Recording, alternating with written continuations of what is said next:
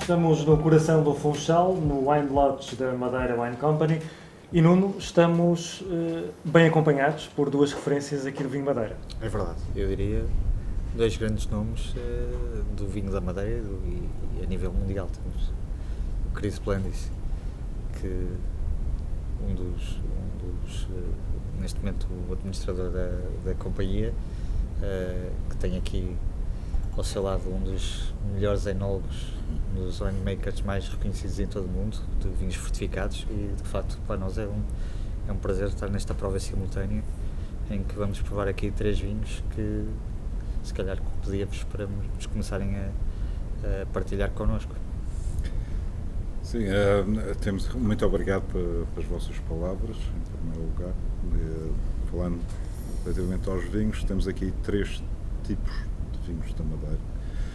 Temos um blend, um vinho de idade média de 10 anos da casta cercial, que é uma das castas brancas, com o qual fazemos os vinhos secos. Depois temos podemos dizer, um frasqueira bebê, que são os nossos vintas com V pequeno. Ou seja, é um vinho que tem uma idade média de um só ano, de uma só casta, como os vintas da Madeira são, ou os frasqueiras, só que não tem 20 anos de envelhecimento, não é? Neste caso. É um vinho que foi engarrafado em 2019, portanto, vinho com cerca de... E, finalmente, temos um vintas da Madeira, aqui na Madeira, os nossos vintas são conhecidos e pela legislação como frasqueira. É um vinho de um só ano, uma só casta, que envelheceu no mínimo 20 anos num sistema de cantar, que é o sistema natural de envelhecimento, em que o vinho vai para um tonel, um casco antigo, e vai concentrando, vai perdendo água, vai desidratando e complexando, se assim quiserem, ao longo do tempo. E depois nós é que propomos ao Instituto para ser engarrafado como frasqueira ou vintas. Está dada a primeira explicação, Francisco. Chris, vamos tentar fazer esta conversa a pensar muito nas pessoas que não dominam de todo o vinho Madeira, e começava precisamente por te pedir um exemplo pessoal. Quando entras na sala de provas ali do Francisco, consegues já identificar à primeira o que é que vai sendo o quê? Bem, em primeiro lugar, entrando no laboratório ou na sala de provas do Chico é sempre uma experiência, porque em primeiro lugar tem lá uma quantidade de vinhos de vários anos e várias categorias, e depois estou a entrar numa área que honestamente não domino de forma nenhuma comparativamente àquilo que o Chico e a experiência que o Chico tem. E por isso, para mim, é sempre uma aprendizagem cada vez que eu entro lá dentro. Mas quem não realmente percebe, e especialmente foi uma das razões que nós escolhemos estes 3 vinhos, o vinho Madeira tem que ser desmistificado e tem que ser simplificado na sua concepção, no sentido que, para mim, é um vinho mais polivalente que existe no mundo dos vinhos. Tem uma diversidade, é um dos vinhos que uma pessoa consegue consumir, ou provar, ou beber, em qualquer momento, de qualquer hora do dia. Por exemplo, o primeiro, o cercial. Este cercial, para mim, representa tudo que é fascinante do vinho Madeira, porque ninguém está à espera de um vinho com este nível de acidez e com esta boca que tem o cercial, porque toda a gente, ou seja, a grande maioria das pessoas, associam o vinho a vinhos mais doces. Ou seja, o termo licoroso tem muito a ver com níveis de açúcar elevados, mas no caso do cercial é quase completamente oposto. Estamos a falar do vinho que, só pelo nome em Portugal continental, é Giganhacão, tem um nome especial pelo facto que tem esta característica de produzir vinhos de alta acidez e com uma secura também. E é um vinho que baralha as pessoas, mas é um vinho, em termos de prova, em termos de associação à comida, que, ao meu ver, tem o maior potencial de surpreender. No sentido de pode ser consumido com comi sashimi, comida japonesa.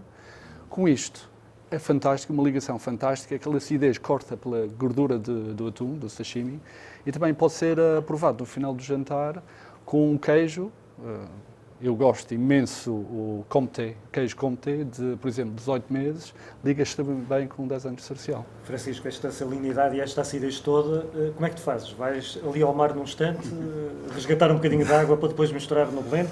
Como é que chegas a isto? Não, isto naturalmente tem a ver com...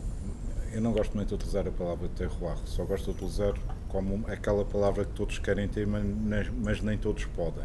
É só nesse sentido que eu gosto de utilizar, porque utiliza-se terroir para tudo, mas é realmente as características dos nossos solos aqui na Madeira. Nós temos muito pouco calcário, os solos são super ácidos, tudo o que se produz na Madeira, até as bananas, que é um fruto doce, tem acidez.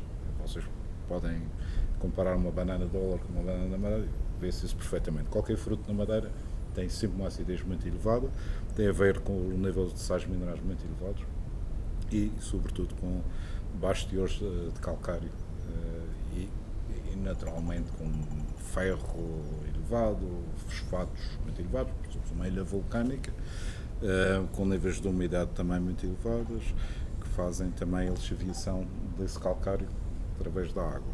Não é? Eu, só complementando o que o Crespo estava a dizer, eu gostava de dizer que, relativamente, quando se fala em food pairing e vinho Madeira, eu primeiro penso naquilo que os vinhos tranquilos não conseguem aguentar. São os inimigos do vinho, digamos assim. Quais são os inimigos do vinho? Assim, muito genericamente, são coisas muito salgadas, muito picantes, não é? Muito temperadas. Estou-me a lembrar, por exemplo, se a gente lembra-se do Gorgonzola ou Roquefort, queijos azuis, anchovas, mata a maior parte dos vinhos tranquilos, não é? E é aí que eu penso imediatamente no Madeira. O wasabi, na comida japonesa, por exemplo. Portanto, e acho que esta, no fundo, é um potencial que o Madeira tem, quanto a mim, muito interessante, que deve ser explorado, mesmo no domínio da chocolataria. Acho que é muito interessante. E são vinhos que marcam muito, têm fins de boca muito grandes, mesmo, digamos assim, mesmo que a gente não goste à primeira, ficamos sempre um bom bocado com ele em fim de boca, mesmo que não queiramos, não é? Portanto, cria-nos memória e isso é importante. Um vinho que nos cria memória naturalmente, sem se impor, sem... Este Sarcial, apesar de ser um vinho seco, também devo dizer que, apesar de ser seco, para terem uma ideia, este vinho tem 55 gramas de açúcar residual. No entanto, é um vinho seco. Sim, essa é a grande diferença que uma pessoa tem que lembrar. Uma coisa é aquilo que está escrito no boletim analítico, outra coisa é a sensação na boca. E o Sarcial surpreende por isso, pela quantidade de açúcar que tem, mas depois na boca não se percebe isso. É o tal equilíbrio, e eu acho que isso é uma dos pontos fortes. É o ponto fortes que nós temos, através do Chico. A forma que consegue encontrar aquele equilíbrio entre as açúcares e a acidez. E porque o blend final disto é muito importante acertar naquele equilíbrio, porque realmente na boca uma pessoa sente isso. Não é demasiado ácido, também não é demasiado doce, e depois tem um fim da boca que nunca mais acaba. Fantástico. Francisco, o verdelho é uma casta que te é particularmente muito querida. Sim. Muito desta variedade. Como... O verdelho da Madeira eu costumo dizer que é o verdelho da Madeira, porque começamos a exportar esta casta em 1806, por exemplo, para a Austrália. Porque é já quase uma casta autóctone. É um vinho, dá-nos uns vinhos muito versáteis, dá-nos mostos muito... É talvez a única casta que eu diria, dentro das castas da Madeira, excluindo uma Malvasia cândida, que é aromática, que tem aromas primários, não é? Claro que depois, durante o envelhecimento, estes aromas primários vão se transformando, mas é talvez aquela que nos dá naturalmente mais aromas tropicais. Depois, esses aromas tropicais com a oxidação, com o envelhecimento, vão se transformando, no fundo, em aromas de casca de frutos tropicais, se vocês quiserem. E depois em fruto confit ou marmelada ou quase licorice de fruto tropical. E acho que é uma casta muito interessante, tem um tipo de acidez que as outras castas não têm. ela é muito mais salina, o tipo de acidez, e nós sabemos porquê. Temos vários tipos de ácidos. O mais comum é o ácido tartárico, mas existem níveis de ácido málico mais elevados ou mais baixos e ácido succínico mais alto ou mais baixo. No caso do verdelho, ela é particularmente concentrada, por exemplo, em ácido succínico. Nos dá esta espécie de salinidade que é muito interessante. Não há aquela acidez cortante, é uma acidez metálica e salina simultaneamente. Pode, por tudo isso que acabaste de referir, ser uma espécie de porta de entrada no vinho Madeira para a descoberta de outras variedades. Por exemplo, o consumidor que quer começar a descobrir o vinho Madeira deve iniciar o percurso de iniciação, faça a redundância, porque variedade, por exemplo. Eu tenho que dividir isso por ocidentais e orientais. Porquê? Porque isto tem a ver com os níveis de acuidade para o doce, não é? Se eu falar de orientais, sim, definitivamente deve-se começar pelo cercial ou pelo verdelho. Se eu falar para ocidentais, americanos, britânicos, que têm muita pouca sensibilidade para o doce, eles já vêm formatados para provar coisas doces, malvazias.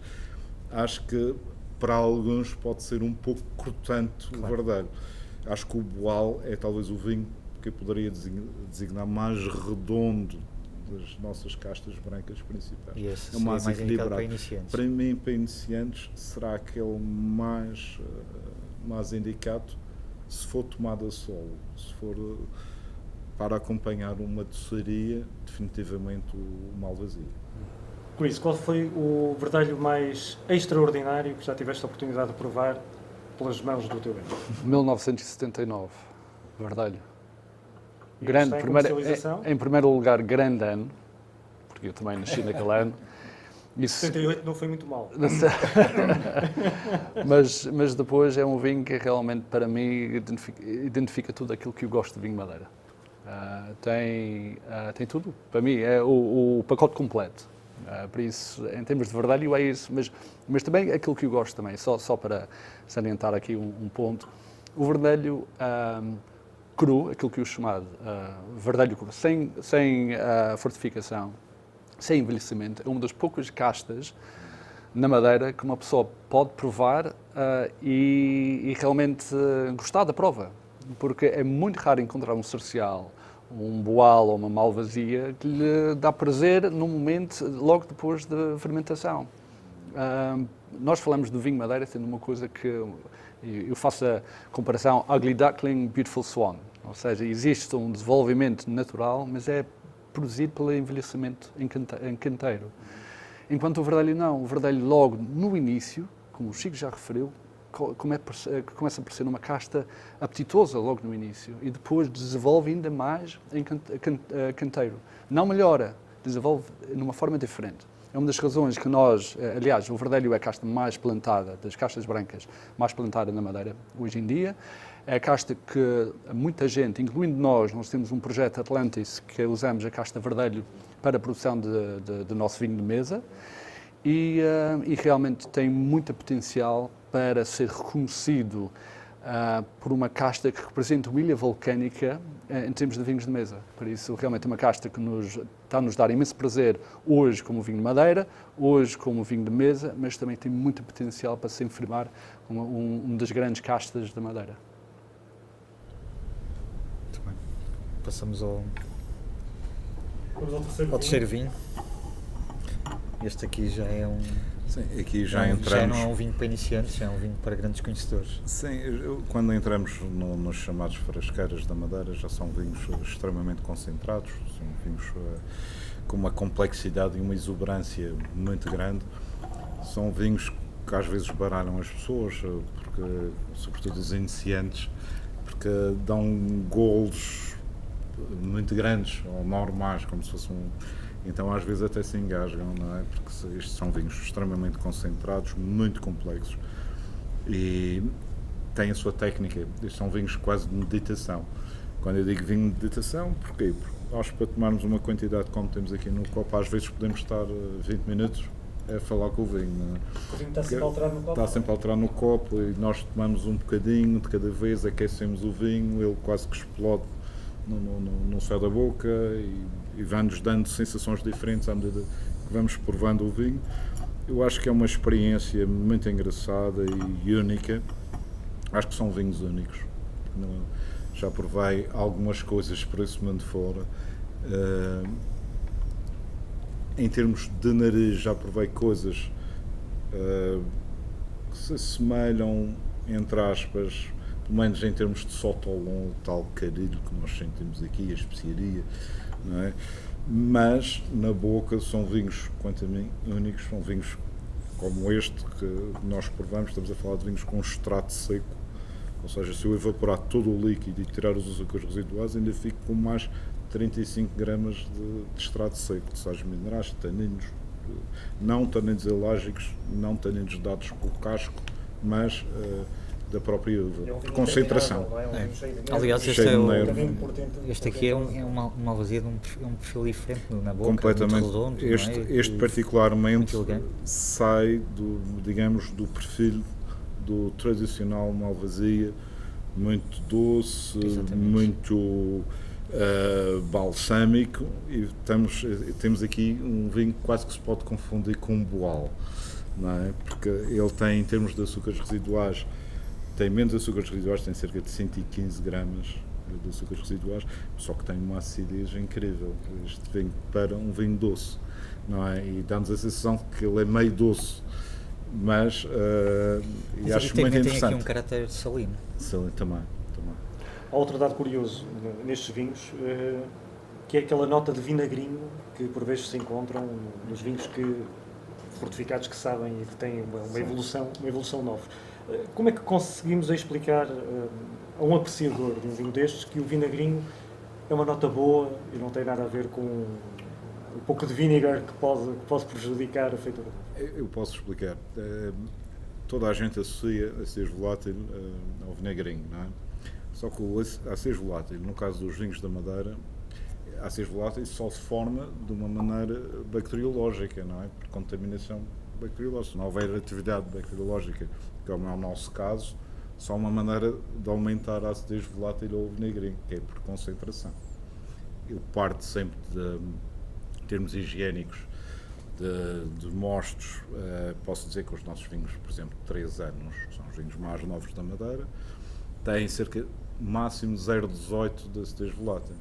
Se eu envelhecer esse vinho e perder 60% de volume quando é ventas, esses 0,18, não é, vão multiplicar por 4, já vamos para os 0,80 e assim por adiante. Por isso é que há vinhos ventas frasqueiras da Madeira que facilmente encontram 1,5, 1,4, tal como alguns moscatéis também acontece, e alguns portos muito velhos. Isso acontece, mas por uma questão de concentração. Não há aqui atividade bacteriana nos cascos. Como sabem, o grau está acima dos 16% e não há atividade. É só por concentração. Com isso, tivemos aqui a palavra do criativo e depois há a palavra, calculo eu, que também bastante importante, do gestor. Quando o enólogo diz este vinho tem que ser lançado agora porque está ao momento, o que é que o gestor começa a bater na mesa, começa a ficar nervoso, dá carta branca, como é que a coisa funciona? Não, eu acho que, especialmente quando estamos a falar dos vinhos frasqueiras, realmente quem tem a palavra inicial e a palavra final é o enólogo, porque nós podemos dar alguma orientação comercial, mas para nós a importância que a qualidade do vinho esteja ao ponto de poder engarrafar cai nas mãos do enólogo, mas também, obviamente, existe uma equipa de provadores que confirmam que realmente aqueles vinhos que foram apresentados pelo Chico deverão ser engarrafados. Mas quem tem a palavra final em relação ao engarrafamento das frasqueiras é o Chico, juntamente com a equipa de provadores.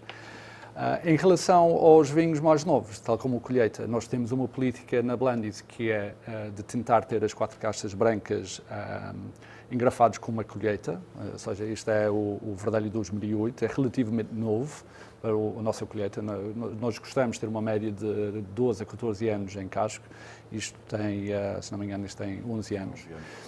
em Casto, mas era o Verdelho para seguir o Verdelho 2000 que tínhamos engarrafado em 2017 e já chegamos ao estoque. Ou seja, existe aqui alguma necessidade comercial também para assegurar que temos as 4 castas nas colheitas.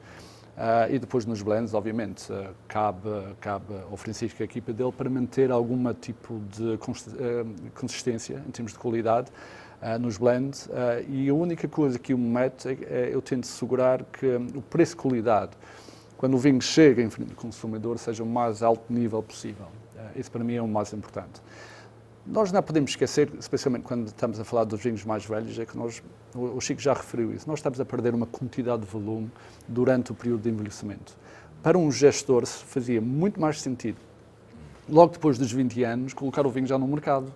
Porque estamos a falar de um estoque de vinho que está preso durante 20 anos sem qualquer tipo de rendimento. Isso para nós, e nós cá na Madeira Wine Company, nós temos a volta de 5 milhões de litros de vinho em estoque, mas precisamos disso para dar continuidade à história que nós herdamos dos nossos antepassados. E por isso é uma situação complicada. Felizmente temos acionistas que nos apoiam. E por isso realmente é a nossa vontade, e faz parte, aliás, da nossa estratégia, de assegurar que os vinhos realmente conseguem chegar ao seu ponto auge de engarrafamento. E cabe ao Francisco para saber isso, juntamente com a equipa dele. Francisco, como é que é trabalhares com uma casa mítica, um produtor mítico, com um legado carregado de história, tens um legado importantíssimo que estás a trabalhar, e como é que consegues reinventar e nos últimos anos, de facto, há aqui uma energia que nos impressionou de vinhos que entretanto lançaram como eu disse agora mesmo, cheios de energia, vinhos que marcam a diferença e que dão outra vez aqui um upgrade aos vinhos, ao vinho Madeira. Devo dizer, em primeiro lugar, para mim é uma honra e uma sorte estar a trabalhar numa empresa com 7 gerações, com mais de 200 anos, não é? Com o legado que esta empresa tem. Não é? Herdei coisas maravilhosas, outras não tanto. Espero também deixar um legado pelo menos similar ou melhor. Acho que os investimentos que foram feitos desde a primeira hora que eu entrei aqui nesta empresa foram cruciais para manter para dar este, se quiser, upgrade e estarmos sempre atualizados, a acompanhar a própria gastronomia e a variação dos gostos das pessoas, que nós hoje em dia, posso dizer, há 30 anos atrás, quando entrei, um vinho de 3 anos que se tomava na altura não tem absolutamente nada a ver com os vinhos de 3 anos que se tomam hoje. E não havia colheitas, não havia alguns vinhos que hoje em dia nós podemos falar sobre eles. E também devo dizer que todos estes empreendedores e estas famílias que pensam ao longo de gerações, acho que da nossa parte só merecem o maior dos respeitos, e acho que é uma bênção que alguém pense assim, porque hoje em dia é raríssimo se pensar assim, não é? E para todos os efeitos é uma firma comercial. Quando falamos em comercial e ter um estoque apoiado no bico de uma pirâmide, não é, desta envergadura, é preciso ter muita energia para segurar essa pirâmide de maneira que ela não balance. E é preciso também se dedicar de corpo e alma a isto. Quer dizer, eu podia ter entrado, como agora é moda, ter entrado, estar aqui 4 ou 5 anos, já aprendi agora o vinho Madeira, agora quero ir para a Austrália, quero ir para a Nova Zelândia, quero mudar de ar. Hoje em dia o mundo é muito pequeno. O Cristo deixava qualquer sentido. Não, no fundo, às vezes exemplo, hoje em dia, a malta mais nova pensa um pouco, o mundo é muito pequeno. Fazer carreiras de 30 anos, com Manolga, não sei o quê, às vezes, a maior parte das pessoas, é uma coisa quase intangível, não é? E por isso é que eu acho que a pessoa que vier a seguir tem que ter estes princípios também que sustentam todo este negócio. E qual foi o vinho mais desafiante que já fizeste? O vinho mais desafiante? Fizeste até hoje aqui na Madeira Wine Company? Ou ainda está para vir? Eu penso sempre que está para vir. Muito sinceramente, nunca estou contente. Acho que nunca fiz um vinho que me dissesse assim, este é o... já tem igual, já tem... Não, estou sempre à procura de fazer uma coisa melhor, mais desafiante, que pelo menos toda a gente diga quase 99,9%, olha, este vinho é fantástico, não sei o que. Há sempre alguém que... Mas o vinho mais desafiante, talvez nestes últimos anos, para mim foi quando lançamos o nosso, agora reserva de 5 anos, que na altura chamava-se o Alvada, que foi o primeiro blend de 2 castas feito. Em que eu fiz 15 amostras. E quando há pouco falamos nos vinhos para atingir um público mais jovem, o Alvada foi com esse objetivo, não é? Foi com esse objetivo. Portanto, era um desafio colocar no vinho qualquer coisa que uma pessoa que nunca provou Madeira reconhecesse.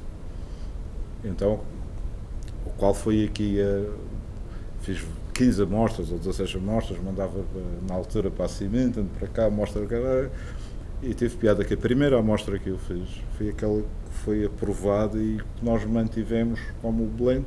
Porquê? Porque o que é que a gente podia pôr no Madeira que toda a gente reconhecesse? O aroma do carvalho novo, no fundo, o truco, no fundo foi o primeiro vinho da Madeira a envelhecer parcialmente 20% em carvalho novo, no fundo foi isso, toda a gente conhece Jack Daniels e essas coisas, e o cheiro a carvalho, não é? Portanto, e foi isso que aproximou, no fundo, as pessoas que gostavam muito daquele aroma à Madeira. E acho que isso foi desafiante, acho que foi um projeto muito engraçado, que continuamos agora com a reserva de 5 anos.